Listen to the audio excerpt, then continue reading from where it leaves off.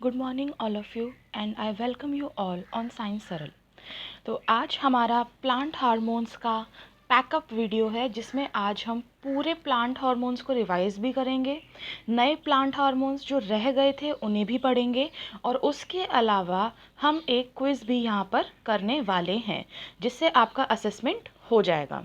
तो चलिए स्टार्ट करते हैं। जैसे कि आप यहाँ देख सकते हो, this is the third part of our video and it is with quiz. हम यहाँ पर क्विज भी करने वाले हैं। So let's start. Yes, so ethylene. Ethylene hormone जो है, सबसे इम्पॉर्टेंट बात ये है इसके बारे में जानने के लिए कि ये एक वॉलेटाइल हार्मोन है। वॉलेटाइल या गैसियस हार्मोन भी आप इसको कह सकते हो। ये हार्मोन गैस की फॉर्म में होता है। कर्जन नाम के एक साइंटिस्ट थे जिन्होंने इसको डिस्कवर किया था। उसके बाद यहाँ पर हम पढ़ेंगे the responsible for fruit and ripening. देखिए मैंने बहुत ही शॉर्ट में यहाँ पर लिखा हुआ है, जस्ट क्विक रिवीजन पॉइंट्स हैं ये।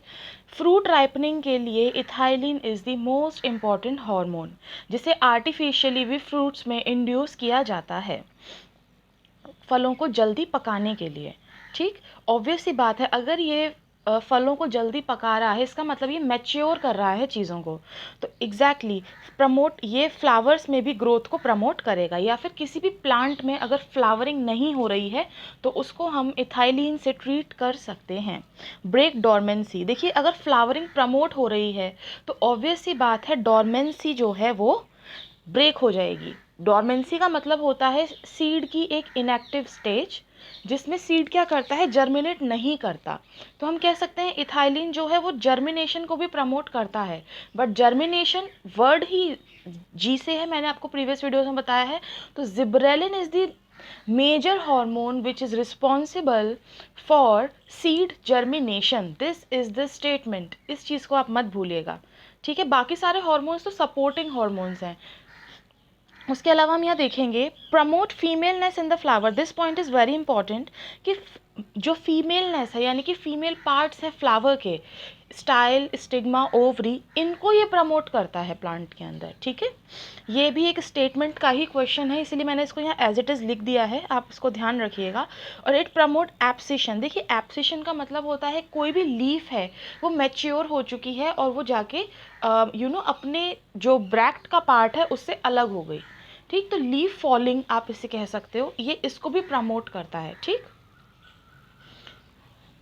एब्सिसिक एसिड, इसे हम ए बी बोलते हैं। ये हार्मोन भी बहुत इंपॉर्टेंट है और इसकी फर्स्ट लाइन भी बहुत इंपॉर्टेंट है, माइल्डली एसिडिक ग्रोथ हार्मोन। जैसे वॉलेटाइल हार्मोन के नाम से इथाइलिन फेमस है, उसी तरीके से एब्सिसिक एसिड जो है वो एसिडिक हार्मोन है। आप ऐसे भी याद रख सकते हो, इसके नाम में एसिड आ रहा है। ठीक है, बहुत इंपॉर्टेंट चीज़, क्लोजर ऑफ स्टोमेटा। यहाँ पर गलत हो गई है spelling, I am really sorry for this. तो ये क्या करता है, ऑब्वियस सी बात है ये एक तरीके का स्ट्रेस हार्मोन है। जब भी प्लांट जो है वो किसी स्ट्रेस कंडीशन में होगा तो सबसे पहले प्लांट क्या करेगा, प्लांट पानी बचाएगा। प्लांट पानी बचाएगा और पानी बचाने के लिए उसको क्या करना होता है, अपने स्टोमेटास को क्लोज करना होता है। तो ABA is the hormone which helps plants to do this. Okay, उसके बाद है it promote dormancy in seeds. Obvious सी बात है, एब्सिसिक एसिड अनफेवरेबल कंडीशंस में बन रहा है तो ये सीड को क्या करेगा, ये सीड को इनएक्टिव कर देगा। क्यों? क्योंकि उसके जर्मिनेशन के लिए अभी फेवरेबल कंडीशंस नहीं हैं। So this hormone also promotes dormancy in seeds. ये शूट ग्रोथ को इनहिबिट करेगा। ऑब्वियस सी बात है, जब प्लांट के ज़िंदा रहने की ही कंडीशन नहीं हो रही है, फेवरेबल कंडीशंस नहीं है, तो प्लांट ग्रो तो बहुत ही बाद में करेगा। यहाँ पर प्लांट का सबसे पहला मोटिव होगा कि वो इस एनवायरनमेंट में, अनफेवरेबल एनवायरनमेंट में सर्वाइव कर पाए। जब वो सर्वाइव कर पाता है उसके बाद ही वो ग्रो कर सकता है। तो आप इस तरह से चीज़ों को कनेक्ट करके पढ़ सकते हैं। ठीक है, एंटी जिब्रेलिक हार्मोन। भैया जिब्रेलिन का जो काम है वो जर्मिनेशन का है और जर्मिनेशन और डॉर्मेंसी दो बिल्कुल अलग अलग चीज़ें हैं। अगर जर्मिनेशन होगा तो डॉर्मेंसी नहीं होगी, डॉर्मेंसी होगी तो जर्मिनेशन नहीं होगा। तो abscisic acid is responsible for dormancy और ये एंटी जिब्रेलिक एसिड हार्मोन है। ठीक, कुछ इंपॉर्टेंट पॉइंट्स जो मैं यहाँ पर आपको कराना चाहती हूँ, ये बिल्कुल क्वेश्चन बेस्ड पॉइंट हैं। देखिए क्वेश्चन में आपसे किस तरह पूछा जा सकता है, ऑक्सिन और साइटोकाइनिन, अगर एक प्लांट में ऑक्सिन और साइटोकाइनिन का रेशियो बिल्कुल बराबर है तो उसकी कंडीशन में, ऐसी कंडीशन में प्लांट क्या करेगा या प्लांट में हम क्या ऑब्जर्व कर सकते हैं? So your answer will be callus formation but no differentiation. मतलब प्लांट, आप ये सोच सकते हो प्लांट एकदम कंफ्यूज हो जाएगा कि वो ऑक्सिन की हेल्प से एपिकल मेरिस्टेमेटिक टिश्यू की ग्रोथ कराए, एपिकल डोमिनेंस शो करे, या फिर साइटोकाइनिन की वजह से लेटरल ग्रोथ करे। ठीक, तो इन दोनों की वजह से वो कंफ्यूज हो जाएगा और क्या बना लेगा? वो बना लेगा कैलस। कैलस मतलब एक, हम कह सकते हैं मल्टी सेलुलर स्ट्रक्चर होता है जो कि वेल डिफाइंड नहीं होता। तो आप इसे कह सकते हो एक सेल्स का बहुत सारा ग्रुप जमा हो जाएगा। ठीक है, तो इसे कहते हैं कैलस। कैलस से रूट भी बन सकता है, शूट भी बन सकता है, it depends on the conditions. The next point is, अगर ऑक्सिन ज़्यादा है साइटोकाइनिन से, तो हमें पता है ऑक्सिन क्या करता है, ऑक्सिन रूट्स में बनता है, राइट, अंधेरे में बनता है। तो ये क्या करेगा? रूट फॉर्मेशन को प्रमोट कर देगा। उसी के जस्ट अपोजिट अगर साइटोकाइनिन ज़्यादा है तो साइटोकाइनिन का काम है शूट फॉर्मेशन करना। तो क्या करेगा? वो शूट फॉर्मेशन करेगा, यानी कि शूट की ग्रोथ इसमें ज़्यादा होगी। ये तीनों कंडीशंस में से कोई भी कंडीशन एग्जामिनर आपको दे सकता है। उसके बाद नेक्स्ट स्लाइड की तरफ चलते हैं। यस, यहाँ से हमारा क्विज स्टार्ट हो चुका है। आई होप मैंने इसमें क्वेश्चंस कुछ इस तरीके से रखे हैं जो आपको बिल्कुल सीधे सीधे सिंपल सिंपल ना मिले।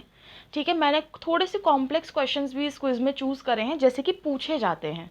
ठीक, so our first question is apical dominance is affected by hormone. Apical dominance के लिए कौन सा हार्मोन जो है वो रिस्पॉन्सिबल है? इसका आंसर होगा IAA, इंडोल एसिटिक एसिड। इसका फुल फॉर्म आप चाहे तो लिख सकते हैं, ये ऑक्सिन का ही एक फॉर्म है। तो आप ऑक्सिन की जगह IAA भी लिखा हुआ आपको मिल सकता है। तो इसका फुल फॉर्म है indole acetic acid. So it will be your answer. Next question is, the genetic डॉफनेस can be overcome bye treatment with. ये बहुत ही ईजी क्वेश्चन है देखा जाए तो। जेनेटिक डॉफनेस मतलब आपका पौधा बहुत छोटा है, ग्रो नहीं कर रहा है, तो ऐसे में आप क्या करेंगे? क्या आप उसे ऑक्सिन से ट्रीट करेंगे, ऑक्सिन और साइटोकाइनिन से ट्रीट करेंगे, एब्सिसिक एसिड से ट्रीट करेंगे, या जिब्रेलिन से ट्रीट करेंगे? तो इसका आंसर जो है वो होगा जिब्रेलिन से ट्रीट करेंगे। इसमें बहुत लोगों को कन्फ्यूजन हो सकता है कि वाई ऑक्सिन और साइटोकाइनिन नहीं, क्योंकि ये भी ग्रोथ प्रमोटर हॉर्मोन्स हैं। देखिए यहाँ पर आप ध्यान दीजिए, सबसे पहले इंपॉर्टेंट चीज़ यहाँ लिखी हुई है जेनेटिक डॉफनेस, मतलब प्लांट ऑलरेडी बहुत छोटा है। तो सबसे पहले उसको क्या करना होगा? उसको, जैसे कि सीड एकदम रैपिडली बढ़ता है तो उसको भी रैपिड ग्रोथ करनी होगी, उसके बाद वो डिफ्रेंशिएट हो पाएगा।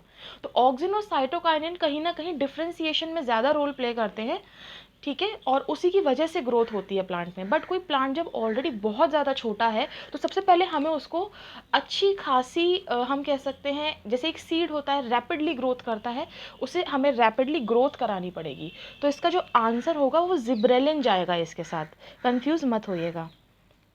To prevent over ripening, banana should be, ये भी बहुत इंपॉर्टेंट है। अगर हमें, जैसे आपको पता है फ्रूट्स जो होते हैं उनका जो टाइम पीरियड होता है अच्छे बने रहने का, वो सिर्फ कुछ ही टाइम का होता है। मतलब कोई भी फल जब पक जाता है उसके बाद उसकी शेल्फ लाइफ जो है वो ऑटोमेटिकली कम हो जाती है। तो यहाँ पर सीधे सीधे पूछा गया है कि बनाना की अगर हमें शेल्फ लाइफ बढ़ानी है, शेल्फ लाइफ का मतलब होता है कब तक कोई चीज़ खाने के लायक बनी रह सकती है। तो अगर उसको ओवर राइपनिंग से बचाना है, ओवर राइपनिंग से बचाना है तो हम क्या करेंगे? तो यहाँ पर आपका आंसर होगा उसको हम एस्कॉर्बिक एसिड में डिप कर देंगे। ठीक है, या एस्कॉर्बिक एसिड से ट्रीटमेंट देंगे। जैसे कि मैंने बताया था ये हार्मोन डोरमेंसी को प्रमोट करता है। तो ये क्या करेगा, जो बनाना होगा उसमें भी, of course it's a fruit, तो ये काफ़ी सारी सेल्स का बना हुआ होता है, सभी सेल्स को अरेस्ट कर देगा। ये अरेस्ट करने का मतलब एकदम फ्रीज कर देगा, और फ्रीज करने की वजह से वो, उनका जो मेटाबॉलिक एक्टिविटी होगी वो स्लो हो जाएगी, जिसकी वजह से उनकी ग्रोथ नहीं होगी। ग्रोथ नहीं होगी तो मैच्योरिटी नहीं होगी, मैच्योरिटी नहीं होगी तो बनाना भी पकने के बाद बहुत ज़्यादा नहीं पकेगा, उसकी शेल्फ लाइफ वहीं के वहीं अरेस्ट हो जाएगी, तो वो काफ़ी दिनों तक इंटैक्ट बना रहेगा। यही क्वेश्चन में पूछा गया था। उसके बाद है एजिंग ऑफ प्लांट्स।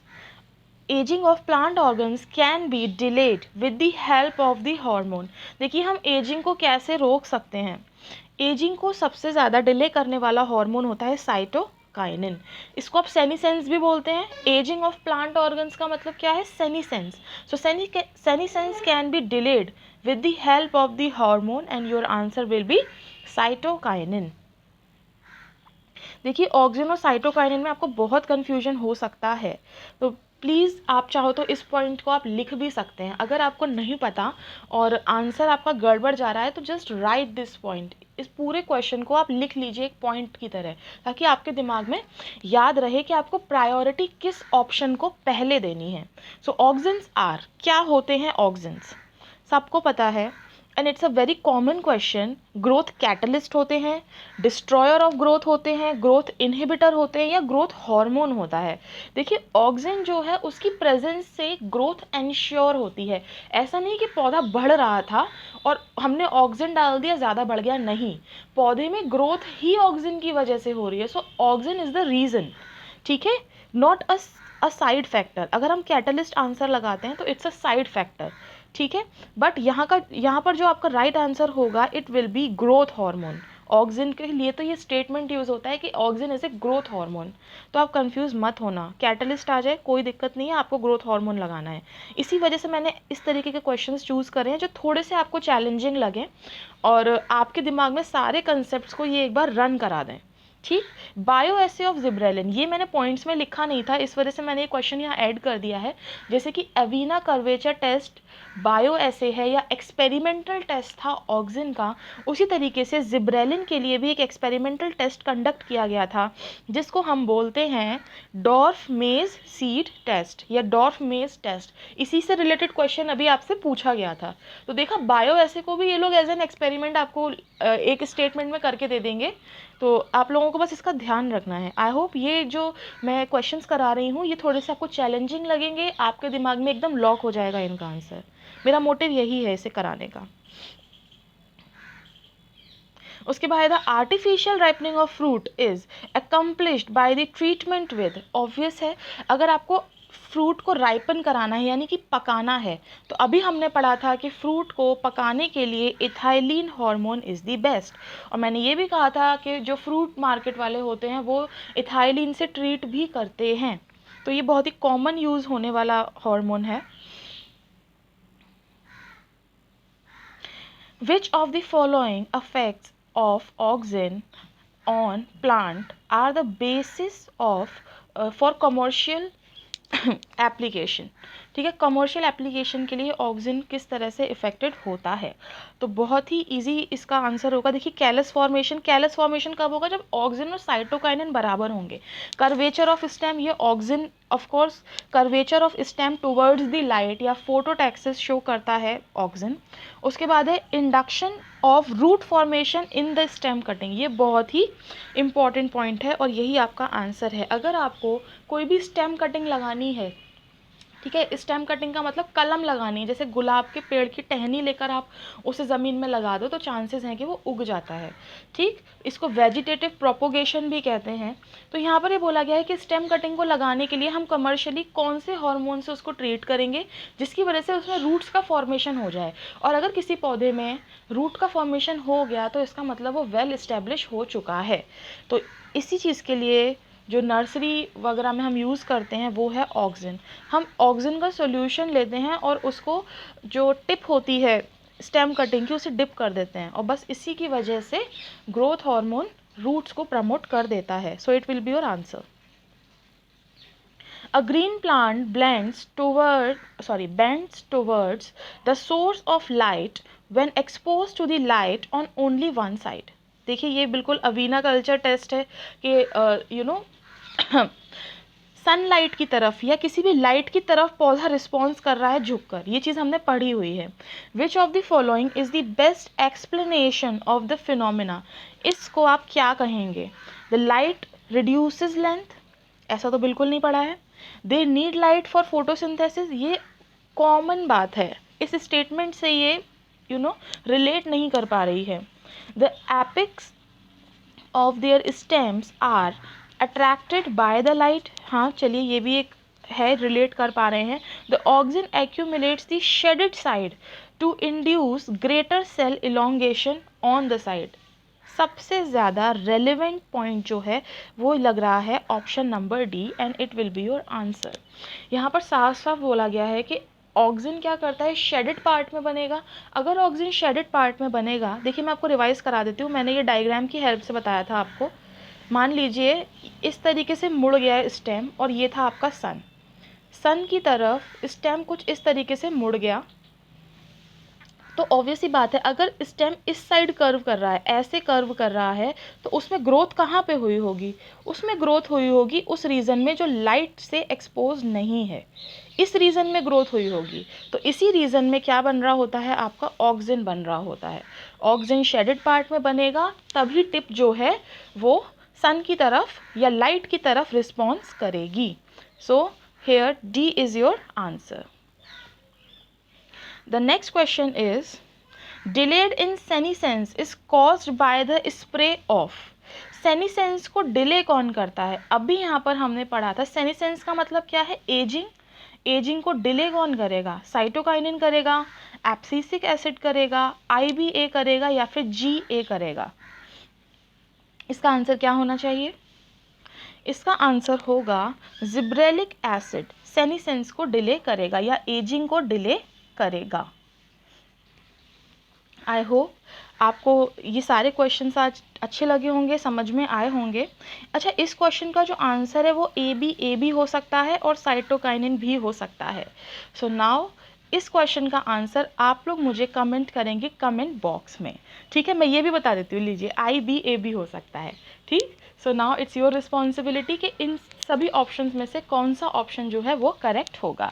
सो ये है आपका आज का टेस्ट, ठीक। आप लोग मुझे कमेंट सेक्शन में कमेंट करिएगा अगर आप लोगों को इसका आंसर पता है तो। आज के लिए हम इतना ही रखेंगे। Thanks for watching this video, और कीप लर्निंग। आप लोग अच्छे से अपना पढ़ाई करते रहिए, और अगर क्विज़ आपको पसंद आया हो तो प्लीज़ मुझे कमेंट सेक्शन में कमेंट ज़रूर कीजिएगा, जिससे मैं इसी तरीके के थोड़े चैलेंजिंग, थोड़े कन्फ्यूजिंग क्वेश्चंस आपके लिए लाती रहूँ। So thank you so much. अच्छा, ये एक चीज़ और हमारी रह गई, ये एक सरप्राइजिंग पैकेज था basically. So the plant hormones के ऊपर मैंने यहाँ पर एक फ्लो चार्ट बना दिया है, आप इसे देख सकते हो। कौन से हार्मोन्स जो हैं वो ग्रोथ को इनहिबिट करते हैं, और कौन से हार्मोन जो ग्रोथ को प्रमोट करते हैं, ठीक। इसे एक बार देख लीजिए, बस आपके रिवीजन के लिए है। प्लांट ग्रोथ इनहिबिटर्स कौन से होते हैं, एब्सिसिक एसिड एंड इथाइलिन। उसके अलावा, क्योंकि एथाइलिन जो है वो आर्टिफिशियली इंड्यूसर है ना, इस वजह से मैंने यहाँ पर इसको इथाइलिन को भी लिखा है इधर। ग्रोथ प्रमोटर जो है ऑक्सिन, जिब्रेलिन एंड साइटोकाइनिन, ये तीनों ही हमारे ग्रोथ प्रमोटिंग हॉर्मोन्स हैं। आई होप ये फ्लो चार्ट आपको समझ में आ गया होगा। तो आज के लिए हम इतना ही रखते हैं। Thank you students, thank you for being with us. धन्यवाद।